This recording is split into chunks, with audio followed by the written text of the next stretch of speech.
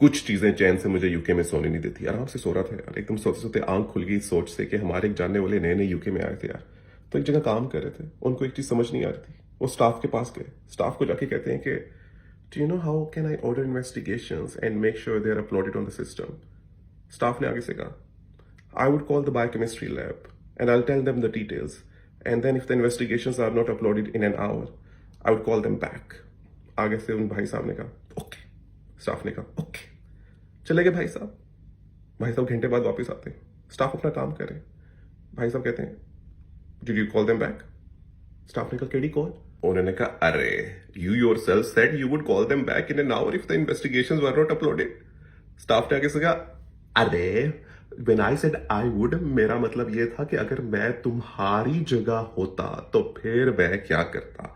If I were you I would call this. बस अपुन ने अगर आई वर नहीं बोला तो इसका मतलब ये नहीं कि अपुन वो ही करने लग जाएगा जब आपसे कोई मशवरा मांगता है और आगे से अगला बंदा जो आपको मशवरा दे रहा होता है वो ये कहता है कि I would go to that place and do this. इसका मतलब वो आपको ये बता रहा है कि अगर वो आपकी जगह होता तो वो क्या करता।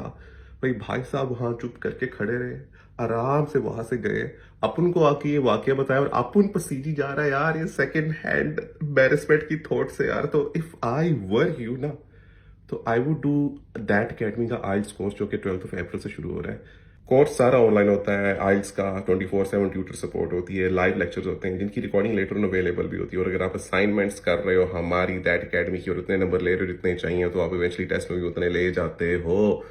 तो if I were you I would join that academy आइल्स का सेशन। प्रोडक्ट प्लेसमेंट चेक की है मेरी। इफ यू वर मी तो आप कैसे प्रोडक्ट प्लेसमेंट करते हैं आइल्स की। और सेकंड हैंड एम्बैरेसमेंट का मतलब पता है?